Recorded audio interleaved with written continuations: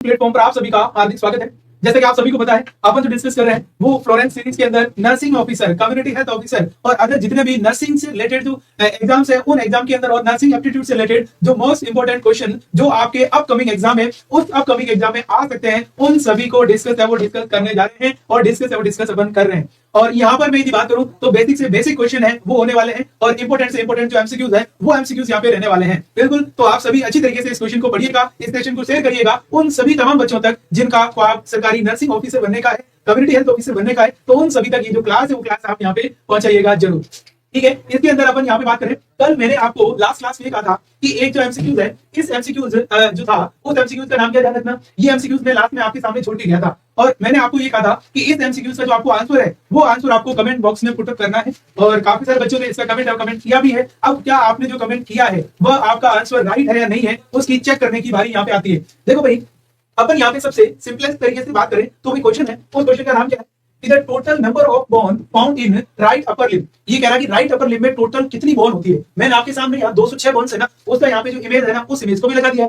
अब इन्होंने बोला कि आपको यहाँ पे राइट अपर लिप में बतानी, तो आपको इसमें सबसे पहले तो ये पता होना चाहिए सर जो बोन है वो अपर लिप में टोटल कितनी बोन होती है। अपर लिप में टोटल बोन कितनी होगी तभी तो आप ये बता पाओगे कि सर राइट में कितनी है। अब आपको यहाँ पे 25, 30, 40 या 60 बताओ भाई कितनी है। पहले आप इस इमेज को समझे। इमेज में क्या है, यहाँ पे 206 बोन्स है ना, उस बोन्स की यहाँ पे बात की गई है। यहाँ देखो दो चीजें, एक यहाँ पे लिखा हो बच्चों एक्स, क्या लिखा ध्यान रखना, एक्सियल स्केलेटल, और इधर लिखा ध्यान रखना अपेंडिकुलर स्केलेटल, है ना, दो लिखा हुआ है। एक्सियल की बात करें तो इसमें 80 होती है। अपेंडिकुलर और एक्सियल का मतलब क्या होता है, एक्सियल का मतलब जो अपना बीच का मिडिल एक्सिस है ना, इस मिडिल एक्सिस में कितनी बोन रहती है, तो वो बोन रहती है टोटल कितनी 80, और जो अपेंडिकुलर है उसमें टोटल जो बोन रहती है वो बोन कितनी रहती है 126 है ना, वो रहती है 126। अब 126 कैसे रहेगी, यहाँ पे देखना, एक होता है अपर लिम्ब, एक होता है लोअर लिम्ब। क्या ध्यान रखना, एक अपर लिम्ब एक लोअर लिम्ब। अपर लिम्ब में कितनी बताओ, अपर लिम्ब में है 60, लोअर लिम्ब में कितनी बताओ 60, है ना। ये अपन यहाँ पे बात कर रहे हैं, इसमें अपर लिम्ब और लोअर लिम्ब की बात कर रहे हैं, ये अपने दोनों हो गए इसमें, तो ये कितने हो गए 60 और 60 कितने हो गए बताओ, 60 और 60 कितने 120। फिर क्या दो कौन सी होगी, पेल्विक ग्रिडल, और चार कौन सी होगी ध्यान रखना, ये दो क्लेविकल और दो स्टिपुला, टोटल कितनी होगी 126 बोन है वो होगी। ये अपन ने इसकी बात कर ली। फिर अपन इधर बात करें एक्सियल की, तो इसमें बोलते हैं स्कल एसोसिएटेड बोन टोटल कितनी होती है ध्यान रखना। ये अपन बोल रहे हैं स्कल और जो यहाँ तक नेक तक बोन होती है ना, वहां की अपन बात करें टोटल बोन कितनी होती है 29, क्योंकि 22 तो स्कल के अंदर बोन होती है, जिसमें 8 तो क्रेनियम बोन होती है, 14 फेस की बोन होती है। ये जो मैं यहाँ बता रहा हूँ ना एकदम परफेक्ट इमेज है, इसके ऊपर सब कुछ आप ईच एंड एवरी चीज यहाँ पे देख सकते हो। सर स्केल में 22 बोन है, क्रेनियम की 8 होती है और फेस की 14, टोटल 22 होगी। फिर उसके बाद एसोसिएटेड बोन अपन यहाँ पे 7 करी, ईयर में 6 करी, एक हाइड होगी तो टोटल कितनी होगी 7, मतलब 3 स्कान की 6 और एक हाइड मतलब 7, तो टोटल कितनी होगी ध्यान रखना 22 और 7 29 बोन है वो होगी। उसके बाद अपन बात करें रिप्स कितनी होती है, अपनी पसलियां कितनी होती है 24 होती है। और अपन बात करें एक इस रिप्स को जोड़ने वाली बीच में, देखो ये जो अपन बोल रहे हैं रिप्स तो कितनी होगी 24, और एक बीच में जो होती है उसको अपन बोलते हैं स्टर्नम, तो 24 और एक कितने होगी 25, तो क्या होती है ये अपना क्या होती है रिप्स और स्टर्नम है वो स्टर्नम होती है। उसके बाद आती है वर्टिब्रा, आपके जो कमर की बोन है ना, वर्टिब्रा टोटल कितनी होती है 24, और उसके बाद एक कोकिक्स और एक सैक्रम, टोटल कितनी होती है 26 वर्टिब्रल कॉलम बोन होती है। तो यदि आप ध्यान रखना 29 उसके बाद 25 और 26 को जोड़ोगे टोटल कितना नंबर बनेगा बेटा, ये हो गया 80 बोन होगी। तो 80 बोन में अपने सीधा सिंपल सा हिसाब लगाना है कि सर यहाँ पे 8 14, अपन ये बात करें 8 और 14, फिर 6 कान की, एक हाइड 29 होगी। उसके बाद 12 जोड़ी मतलब 24 बोन आपकी रिप्स हो गई, और एक स्टर्नम होगी, कितनी होगी बताओ, ये होगी 25। और उसके बाद में अपन बात करें अपना जो वर्टिकल कॉलम है उसमें ध्यान रखना 26 बोन, टोटल जोड़ोगे तो 80 बोन होगी। इधर आपने देखा सर यहाँ से हम शुरुआत कर रहे हैं, ये दो तो क्लेविकल होगी और दो ही पीछे इसके बुला होगी, कितनी होगी 4 बोन। उसके बाद अपन बात करें अपने हाथ में, देखो ये होती है ह्यूमरस बोन, ये होती है अपन बात करें ह्यूमरस है ना। उसके बाद में ये रेडियस, ये अल्ना, ये होगी आपकी दो रहेगी दोनों साइड है ना। उसके बाद अपन बोल रहे हैं ये जो कार्पल्स बोन है ना, मतलब अपन बोलते हैं रिस्ट में टोटल 8 बोन होती है और 8 दूना 16 हो गए। फिर अपन बोले इसको अपन बोलते हैं मेटाकार्पल, 5 बोन होती है क्योंकि 5 उंगलियां होती है, तो इसमें दोनों मिला के 10 हो गई। और उसके बाद में इसके एक के अंदर 14 होती है। ये जो नोड है ना आपने कितने ध्यान रखना, ये टोटल 14 नोड है, इसका मतलब टोटल कितनी होगी 28। तो यहाँ पे ये होगी 28 फेरेंजेस, 10 मेटाकार्पल, ये होगी carpal 16, ulna 2, radius 2, humerus 2, total कितनी होगी 7। फिर अपन बात करें हिप बोन, जो अपना हिप है ना उसकी बात करें तो उसके अंदर पेल्विक ग्रिडल में 2 बोन होती है, क्योंकि एक तो इनडिपेंडेंट बोन होती है, मतलब आपस में सारी जुड़ी हुई होती है। फिर इसमें 2 फीमर होती है, 2 ही पटेला, क्योंकि दोनों पैर की बात साथ में हो रही है, 2 ही टीबिया होती है, 2 ही फिबुला होती है। फिर टार्सल यहाँ पे 14 होती है, देखो कार्पल हमेशा 16 और टार्सल हमेशा 14। हाथ में या रिस्ट में टोटल 8 होती है, 8 और 8 16, लेकिन पैर की यदि अपन बात करोगे यहाँ पे तो यहाँ पे 7 ही होती है, और 7 और 7 कितना होता है 14। उसके बाद में मेटाटार्सल वो 10 होती है और फेरेंजेस वापस 28 होती है, तो ऐसे करके टोटल कितनी होगी 60 होगी। ये मैंने आपके सामने 206 हड्डियां है ना उसके बारे में मैंने आपको यहाँ पे बता दिया। अब इसमें क्वेश्चन क्या है सर, जो राइट अपर लिम्ब है ना, उस राइट अपर लिम्ब की, इसमें देखो पहली चीज तो अपर लिम्ब टोटल है ना, ये हो गया सर अपर लिम्ब, और अपर लिम्ब में टोटल कितनी बोन है, अपर लिम्ब में वहां पे देखना 60, ये हो गया सर 60 बोन है। अब 60 में से अपन बोल रहे राइट होता है, दोनों को अपन आधा कर दें, है ना। ये अपन बोल रहे हैं ये हो गया राइट और ये हो गया लेफ्ट। इसमें बोन कितनी होगी 30 और इसमें बोन कितनी होगी 30। तो यहाँ पे पूछा है कि राइट अपर लिमिट बताओ, तो यहाँ ऑप्शन में किसमें आ रही 30, ये हो गया 30 और यही आपका क्या जाएगा, सही आंसर जाएगा। बस और कोई सोचने वाली बात ही नहीं है ना। 25 तो क्या है, ये अपन बोलते हैं थोड़े से केज है वो है, और ये 60 क्या है, अपर लिमिट की टोटल पूरी है। बस सिंपल सा क्वेश्चन। बस बात ये है कि आपको यदि ये 206 बोन्स आ रही है ना, दैट्स मींस आपका काम बेटा यहाँ पे बिल्कुल आसान है, कोई दिक्कत है वो दिक्कत वाली बात यहाँ पे है ही नहीं, है ना। उसके बाद देखिएगा अगला क्वेश्चन। अगला क्वेश्चन क्या कह रहा है, इस क्वेश्चन को सबसे पहले समझो और उसके बाद में इसका जो राइट आंसर है उस राइट आंसर को आपको यहाँ पे बेटा कमेंट करना है। Very basic. क्या लिखा है, GnRH इज सीक्रेटेड, बताइए बताओ। GnRH का मतलब अपन बोलते हैं कि जो ये जो हार्मोन है ना, growth hormone, sorry releasing hormone है ना, अपन बोल रहे हैं gonadotropin, sorry gonadotropin releasing hormone के नाम से इसको अपन बोलते हैं। ये हो गया गोनेडोट्रोपिन रिलीजिंग, किसकी बात करें, ये हो गया रिलीजिंग हार्मोन। देखो बेटा अब ये कहां से सीक्रेट होता है ना, मतलब रिलीजिंग हार्मोन सारे कहां से आते हैं, पैंक्रियाज से आते हैं क्या, उसके बाद गोनेट से आते हैं क्या, उसके बाद में नेक्स्ट वन अपन बात कर रहे हैं, ये हो गया हाइपोथैलेमस से आते हैं या एड्रिनल ग्लैंड से। बताओ भाई किससे आएगा, पहली चीज पैंक्रियाज से। बेटा पैंक्रियाज है ना, पैंक्रियाज हमेशा हार्मोन जो सीक्रेशन करता है वो अल्फा, बीटा, गामा और डेल्टा, ये 4 प्रकार की हार्मोन इसमें सेल्स होती है, उससे ये हार्मोन सीक्रेट करता है। जैसे इसमें आपने बात करी होगी, कौन सा, ए का नाम है ग्लूकागोन, कौन सा ध्यान रखना, ग्लूकागोन। ए का नाम आपने सुना होगा इंसुलिन, बेटा वो भी कहां से आता है, इस पैंक्रियाज की बीटा सेल से ना, उससे आता है ना। और उसके बाद आपने देखा होगा ये हो गया सोमेटो स्टेटिन, है ना, वो हो गया। और उसके बाद आपने देखा होगा पीपी जो हार्मोन है, ये टोटल 4 हार्मोन कहां से आते हैं बेटा, पैंक्रियाज। ये पैंक्रियाज की कौन सी सेल से आता है बेटा, ये अपन बोले सर अल्फा सेल से। कौन सी अल्फा, ये कौन सी से आता है सर, ये बीटा सेल से आता है। ये किससे आता है ध्यान रखना, ये अपन बोल रहे हैं गामा, है ना। और उसके बाद में ये क्या हो गया, जो डेल्टा सेल है ना, उस डेल्टा सेल से यहाँ पे आएगा। ये टोटल अपन बोल रहे हैं सर चारों है वो चारों यहाँ पे हो गए, ठीक है। इसका मतलब ये तो होगा नहीं, इससे तो आपने अभी देखा नहीं। दूसरा गोनेट्स, बताओ भाई कौन बताएगा मुझे कि गोनेट्स और गेमेट्स क्या होते हैं बेटा। ए का नाम है ये हो गया गोनेट्स और ए का नाम क्या होता है गेमेट्स। बताओ कौन बताएगा सर गोनेट्स क्या होता है, गेमेट्स क्या होते हैं, दोनों में फर्क है। गोनेट्स और गेमेट की बात करूं तो ध्यान रखना, इसके गोनेट्स वो होते हैं, ये हो गया टेस्टिस को अपन बोलते हैं गोनेट्स, ओवेरी को अपन क्या बोलते हैं बेटा, गोनेट्स के नाम से जानते हैं। तो टेस्टिस और ओवेरी दोनों यहाँ पे क्या हो गए, गोनेट्स है वो गोनेट्स हो गए, है ना। और उसके बाद आता है गेमेट्स। गेमेट कौन होते हैं, इस टेस्टिस से क्या निकलेगा बेटा, वो निकलेगा स्पर्म। इसकी बात करें तो स्पर्म क्या है, गेमेट्स। और ओवेरी से क्या निकलेगा, ओवम। ओवम क्या लेगा, ये गेमेट्स कहलाएगा। तो गोनेट से हमेशा गेमेट्स बनते हैं, ये चीज आपको यहाँ पे ध्यान रखनी है। बहुत सारे बच्चों को पता नहीं होता सर गोनेट और गेमेट्स में क्या है। गोनेट्स का मतलब टेस्टिस और ओवेरी, गेमेट्स का मतलब स्पर्म और ओवम है, उसकी अपन यहाँ पे बात कर रहे हैं। ये दोनों चीजें इसके अंदर यहाँ पे इस तरीके से क्या होने वाली है, रहने वाली, ठीक है ना। तो इसका मतलब अपन बोले से ये भी नहीं होगा। फिर आता है हाइपोथैलेमस। अब देखो इस हाइपोथैलेमस की बच्चों बात करें तो इसके अंदर क्या होगा, हाइपोथैलेमस जो होता है, इस हाइपोथैलेमस के अंदर क्या चीजें होगी, इसमें सारे रिलीजिंग हार्मोन है ना, वो रिलीजिंग हार्मोन यहीं से निकलेंगे। रिलीजिंग हार्मोन कहां से निकलते हैं, जैसे अपन बात करें ये हो गया GHRH growth hormone releasing hormone. उसके बाद थायराइड ये अपन बोलते हैं रिलीजिंग हार्मोन हो गया। उसके बाद GnRH growth hormone releasing hormone. उसके बाद में ध्यान रखना ये हो गया ACTH हो गया। ये सारे बेटा कहां से निकलते हैं, जितने भी रिलीजिंग हार्मोन है वह सभी के सभी कहां से निकलेंगे, यहां से निकलने वाले हैं। और जो एड्रिनल ग्लैंड है वो आपको पता है लिवर सॉरी किडनी के ऊपर रहती है। कहां पे रहती है बेटा, किडनी, उस किडनी के ऊपर है ना, मतलब अपन बोल रहे हैं ये हो गया अपर पोल है ना, वहां पे ये रहती है। और ये जो ग्लैंड है ना, इससे आपने देखा होगा, इससे ध्यान रखना रेनिन है, क्या हो ध्यान रखना, ये रेनिन वगैरह इस तरीके के जो भी है ना वो हार्मोन है, वो एंजाइम है, वो एंजाइम्स हार्मोन निकलते हैं, है ना। आपने कहा होगा कोर्टिकोस्टेरॉइड, कोर्टिसोल हो गया, ये ग्लूकोकोर्टिकोइड्स, वो सारे किससे रिलेटेड है, एड्रिनल। इसका मतलब अपन बोल रहे हैं सर ये भी यहाँ पे होगा नहीं। इसका मतलब जितने सारे रिलीजिंग हार्मोन है वो कहां से निकलेंगे बेटा, हाइपोथैलेमस से। रिलीजिंग हार्मोन निकलते तो हाइपोथैलेमस से, रिलीजिंग हार्मोन सारे कहां से निकलते हैं, हाइपोथैलेमस से। लेकिन ये इससे जो हार्मोन होंगे ना, जैसे मैं बात करूं इससे क्या होगा, हार्मोन सीक्रेट होगा। ये हो गया ग्रोथ हार्मोन, ये हो गया सर THS हार्मोन, ये अपन बात करें ये हो गया FHS एंड LH हो गया, है ना। और ये अपन बात करें ACTH जिसे अपन बोलते हैं प्रोलैक्टिन वगैरह, ये सारी चीजें। ये बेटा जो सिक्रेशन है ना इनका, इसकी बात करें इन सबका जो सिक्रेशन है, इसकी बात करें ये हो गया सर सिक्रेशन। और वो सिक्रेशन कहां से होगा बेटा, तो वो होगा एंटीरियर पिट्यूटरी। किससे होगा ध्यान रखना, ये हो गया एंटीरियर पिट्यूटरी ग्लैंड। किसकी बात करें, जो एंटीरियर पिट्यूटरी ग्लैंड है ना, उस एंटीरियर पिट्यूटरी ग्लैंड से होगा। वेरी इंपॉर्टेंट, मतलब रिलीज कहां से, हाइपोथैलेमस से। सीक्रेट कहां से होते हैं, एंटीरियर पिट्यूटरी से। क्या सीक्रेट करते हैं आपके सामने, तो मैंने चारों ऑप्शन है ना, इन चारों ऑप्शन में बहुत सारे क्वेश्चन है ना, उन सभी क्वेश्चन को आपके सामने यहाँ पे ला दिए। क्लियर चीज है। तो ये अपन यहाँ पे बोल रहे हैं, तो आप अच्छी तरीके से पढ़ते रहे, बिल्कुल सारी कमेंट करते रहे, एक ही बच्चा जो है वो कमेंट करता रहे, ये भी वेरी इंपॉर्टेंट है। जाइगोट पीरियड किसे कहते हैं। अब आप सोच रहे होंगे सर इतने छोटे छोटे क्वेश्चन आप लेके आ रहे हो, बेटा मैं यहाँ छोटा क्वेश्चन है, इस क्वेश्चन को पूरा बोर्ड भर दूंगा, इस पे 10 क्वेश्चन आ जाएंगे, है ना। यहाँ पे देखना बेटा जाइगोट किसे कहते हैं, ठीक है। अब अपन बात करें जाइगोट, पहली बात 0 से 2 वीक के पीरियड को जाइगोट कहते हैं, 0 से 3 पीरियड वीक को जाइगोट कहते हैं, 0 से 4 वीक के जाइगोट कहते हैं, ये अपन बोल रहे हैं 0 से 1 वीक को जाइगोट कहते हैं। आंसर करिएगा, ये तो आपका क्वेश्चन है, वेरी बेसिक क्वेश्चन है। देखो सबसे पहले बेटा अपन यहाँ पे बात करें ना जाइगोट, मैं यहाँ पे बात कर रहा हूँ, ये हो गया स्पर्म, ठीक है, और प्लस ओवम, ये दोनों जैसे ही मिलते हैं उसको अपन बोलते हैं फर्टिलाइजेशन। क्या बोलते हैं बेटा, फर्टिलाइजेशन। ये जो फर्टिलाइजेशन हुआ है ना, क्या हुआ है, ये फर्टिलाइजेशन। जैसे ही फर्टिलाइजेशन होता है उसके बाद में यहाँ पे क्या बनती है, 2 सेल मास बनता है। क्या बनता है, 2 सेल से 4 सेल मास बनता है। ये देखो 2 सेल मास क्या बनेगा, 2 सेल मास, उसके बाद 4 सेल मास, उसके बाद बनेगा 8 सेल मास, क्या बनेगा 8 सेल मास, 8 सेल मास से क्या बनेगा बेटा 16। अब मैं क्या कर रहा हूं आपको पता है, आपको पता है सर आप तो माइटोसिस और मियोसिस कर रहे हो, यहाँ पे बिल्कुल कर रहा हूं मैं, सेल डिवीजन कर रहा हूं। यहाँ जैसे अपन बोल रहे हैं 16 सेल का मास बना, उसी को अपन बोलते हैं बेटा मोरूला के नाम से जानते हैं। किसके नाम से जानते हैं, तो यदि आपसे पूछा जाए मोरूला किसे कहा जाएगा, तो 16 सेल के मास को मोरूला कहा जाता है। ओके भाई, अब ये मोरूला है, ये मोरूला कहां जाएगा बेटा, ये सीधा अपन बोल रहे हैं जो एम्पुला पार्ट है ना, पहले मोरूला कहां बना, एम्पुला पार्ट, और एम्पुला से कहां जाएगा, ये जाएगा बेटा यूट्रस के अंदर। कहां जाएगा, ये अपन बोल सकते हैं ये हो गया यूट्रस, उस यूट्रस के अंदर यहाँ पे जाएगा। अब अपन बोल रहे हैं बेटा यूट्रस के बाद में ये डायरेक्ट यहाँ पे क्या होगा, इम्प्लांटेशन। जो 16 सेल का मास बना ना, इसका क्या होगा, ये होगा इम्प्लांटेशन। क्या होगा ध्यान रखना, इम्प्लांटेशन, इम्प्लांटेशन इन यूट्रस। और ये ध्यान रखना यूट्रस, यूट्रस में, और यूट्रस में भी बेटा पोस्टीरियर वॉल ऑफ यूट्रस। इसमें क्या, यूट्रस है ना, उस यूट्रस की पोस्टीरियर वॉल के ऊपर जाके वहां पे क्या हो गया, जम गया है ना, पोस्टीरियर वॉल पे जमा। अब ये जो शुरू हो गया, अब अपन मैंने जो यहाँ से लेके कहानी फर्टिलाइजेशन से लेके मैं कह रहा हूँ 0 से लगाकर 2 वीक तक, 0 से लगाकर मतलब फर्टिलाइजेशन से लगाकर 2 वीक तक के पीरियड को अपन क्या बोलते हैं, ये हो गया जाइगोट है, जाइगोट के नाम से जानते हैं। 0 से 2 वीक, फिर आता है 3 वीक से लगाकर जो अपन बोले सर 8 वीक है ना, ये वीक है ना, ये हो गया 8 वीक। उस 8 वीक तक आपका क्या रहेगा, ये जाइगोट हो गया। जाइगोट के बाद में नेक्स्ट जो पीरियड आता है उसको अपन बोलते हैं सर ओवम पीरियड वाला, और उसके बाद में अपन बोल रहे हैं सर 9 वीक से लगाकर ये हो गया 9 मंथ तक।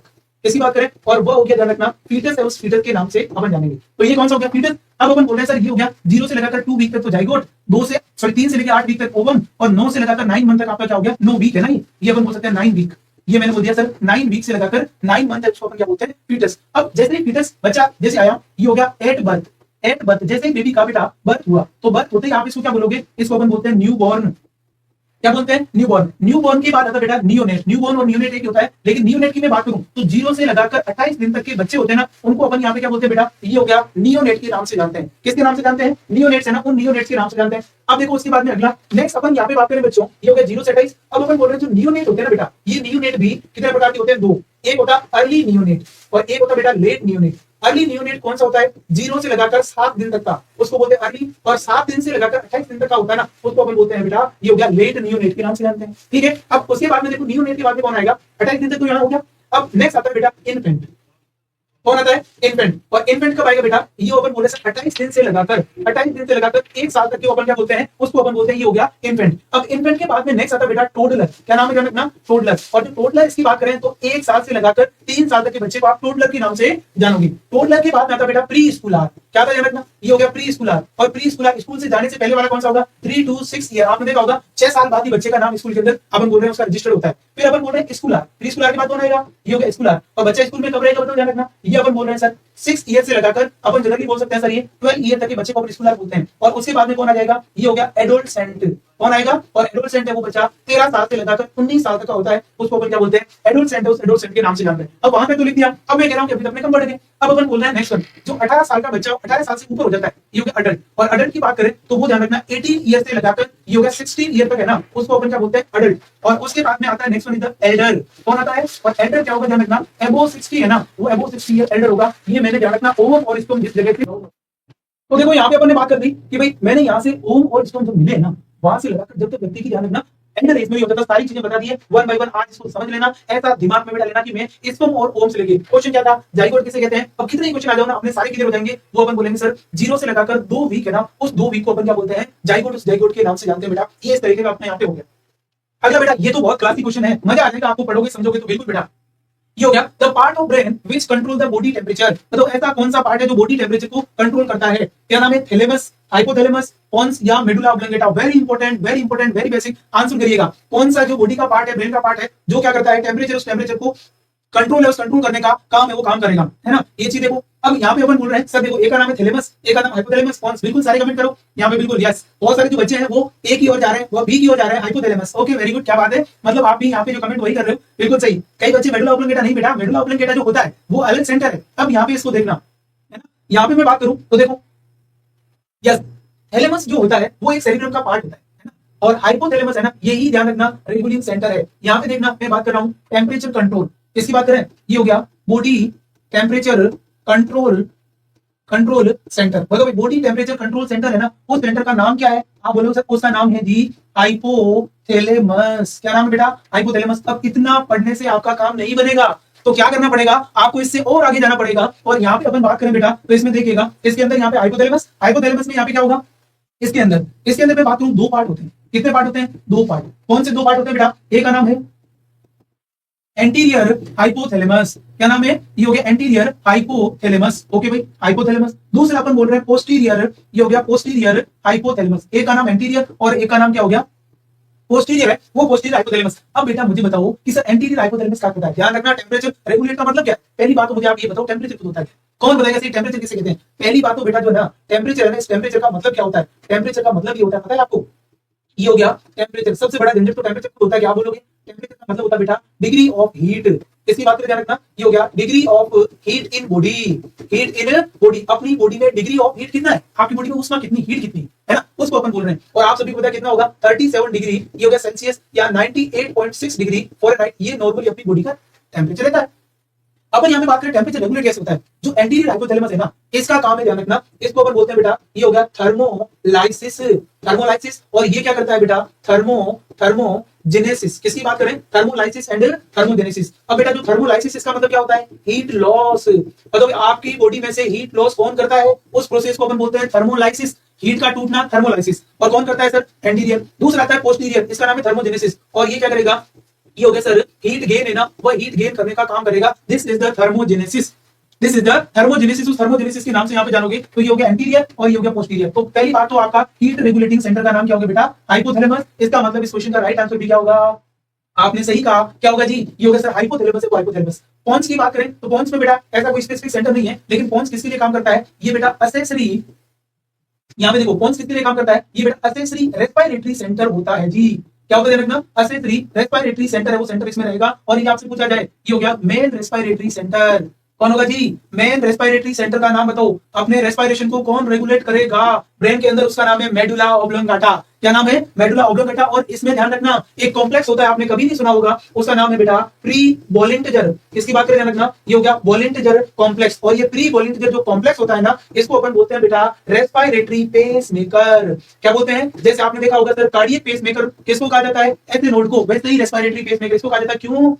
क्योंकि ये बेटा स्पॉन्टेनियस रेस्पिरेशन शुरू करता है। क्या करता है? स्पॉन्टेनियस रेस्पिरेशन है, उस रेस्पिरेशन को स्टार्ट करता है, इसलिए। और यदि आपसे पूछा जाए ऐसे नोड क्या है, तो आप ये भी लिख सकते हो ऐसे नोड। ये ध्यान रखना, ये हो गया आपका कार्डियक, ये हो गया कार्डियक पेसमेकर है ना बेटा, वो पेसमेकर यहाँ पे रहेगा। तो ये भी अपन यहाँ पे, ये चीज भी आपको यहाँ पे ध्यान रखनी है कि ऐसे नोड तो कार्डियक पेसमेकर को कहते हैं, लेकिन जो रेस्पिरेटरी पेसमेकर है उसका नाम क्या हो गया? Pre volunteer complex. कहां पे रहता है? मेडुला ऑब्लोंगाटा में रहता है। देखो कितने क्वेश्चन मैंने यहाँ पे आपके क्लियर कर दिए, है ना। ये इसी तरीके से आपको सारी चीजें एक एक पॉइंट आपको बेसिक से यहीं से उठाना है, जीरो से उठाओ और हर एक चीज तक पहुंचेंगे। टाइम बहुत पड़ा है, इसलिए अपन सारी चीजें जो बेसिक है उस बेसिक के अकॉर्डिंग यहाँ पे पढ़ सकते हैं, है ना। पढ़ने वाले के लिए हौसला चाहिए, बाकी कुछ नहीं। अपन बोल सकते हैं ना कि उम्र कभी भी आपको थका नहीं सकती है ना। यदि आपके अंदर जोश, जुनून, हौसला, जज्बा है करने का, तो वो आप कर जाओगे, कर गुजर जाओगे। इस तरीके की शानदार कॉन्सेप्ट है, उस कॉन्सेप्ट के साथ में बेटा। क्लियर भाई? ओके, नेक्स्ट वन देखो भाई, ये हो गया। तो ये भी अगला क्वेश्चन।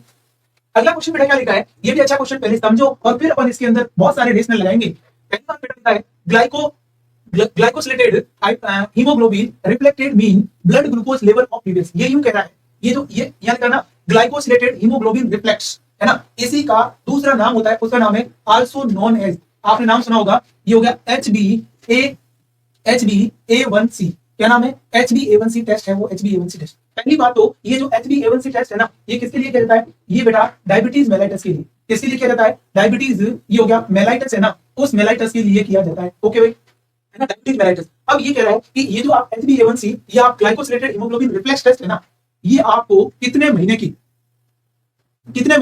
या कितने डेज की आपको ये बताएगा कि आपके, मैं कह रहा हूं कि मेरे को पिछले 3 महीने का, पिछले 6 महीने का, पिछले 1 महीने का मेरी बॉडी में शुगर का लेवल कितना रहा है, उसका पता करने के लिए मैं टेस्ट करता हूं, उसका नाम है HbA1c। तो ये 15 दिन बताएगा, 1 महीने बताएगा, 3 महीने बताएगा या 6 महीने बताएगा। तो यहाँ पे आपको ध्यान रखना है ये कितना बताएगा, तो वो बताएगा दिस इज द 6 मंथ। कितना बताएगा? सॉरी 3 मंथ है ना, वो 3 मंथ बताएगा। ये आपको यहाँ पे ध्यान रखना है। 3 मंथ जिसको अपन बोलते हैं, ये होगा 90 डेज। ये क्वेश्चन आपका भैया नोट सेट है ना, उस नोट सेट ने इसको यहाँ पे पूछा है। किसने पूछा है? Not set. उस नोट सेट ने यहाँ पे पूछा है कि भैया क्या होगा 3 महीने तक, यदि मुझे आज से लगाकर मेरे पीछे के 3 महीने तक मुझे पता करना है कि मेरी डेली का जो ब्लड शुगर है वो ब्लड शुगर कितना था, तो उसकी अपन बात करें। एक बात यदि अपन बात करें तो इसमें देखो बेटा नॉर्मल ब्लड शुगर कितना होता है, इसकी बात करें। नॉर्मल, ये हो गया ब्लड शुगर, बताओ भाई नॉर्मल ब्लड शुगर कितना होता है? बताओ भाई नॉर्मल ब्लड शुगर है वो कितना होगा? बेसिकली अपन यहाँ पे बात करें तो नॉर्मल जो ब्लड शुगर है फास्टिंग कंडीशन, जब आपने खाना नहीं खाया, इस कंडीशन में फास्टिंग की जब अपन बात करें या रैंडम है, वो कितना होगा बताइएगा भाई इसके अंदर। सबसे पहले तो यहाँ पे बताओ भैया, फास्टिंग जो है आपका, ये अपन बोले सर यदि आप रैंडम है ना, वो रैंडम शुगर लेते हो तो ध्यान रखना वो कितना होना चाहिए, ये 70 से लगाकर 110 जो है ना, वो आपका वहां तक आपका ये होना चाहिए, इससे अधिक है वो नहीं होना चाहिए। शुगर कितना होना चाहिए ध्यान रखना, 70 से लगाकर 110 है ना, वो 110 तक, ठीक है। उसके बाद देखिएगा नेक्स्ट वन, यदि मैं कह रहा हूँ किसी ने खाना नहीं खाया, रैंडमली आपने चेक किया और यदि उसको 126 से अधिक चला गया है, इसका मतलब अपन बोल रहे हैं उसको शुगर पॉजिटिव है, ये ध्यान रखना। और यदि अपन बोल रहे हैं उस व्यक्ति ने खाना खाया, जिसको अपन बोलते हैं पीपी, पीपी का मतलब होता है ये हो गया पोस्ट, ये हो गया प्रोंडियल, किसकी बात करें, पोस्टप्रोंडियल, और यदि ये 200 से ऊपर जाता है, इसका मतलब ध्यान रखना क्या हो गया, अपन यहाँ पे बोल सकते हैं ये आपका क्या होगा, उस व्यक्ति को शुगर है। तो यदि आपसे पिछले 3 महीने का जो शुगर है, वो शुगर आपका कितना, उसका पता करने के लिए आपको ये टेस्ट है वो टेस्ट कर सकते हो, उसका नाम है HbA1c या ग्लाइकोसिलेटेड हीमोग्लोबिन रिफ्लेक्स टेस्ट। अब तो बेटा ये भी इंपॉर्टेंट और काफी बेसिक सिंपल क्वेश्चन है, वो देखिएगा। क्वेश्चन क्या है इसको समझो और उसके बाद में क्या है क्वेश्चन, ये है कि which of the following not a screening test for the breast cancer in India.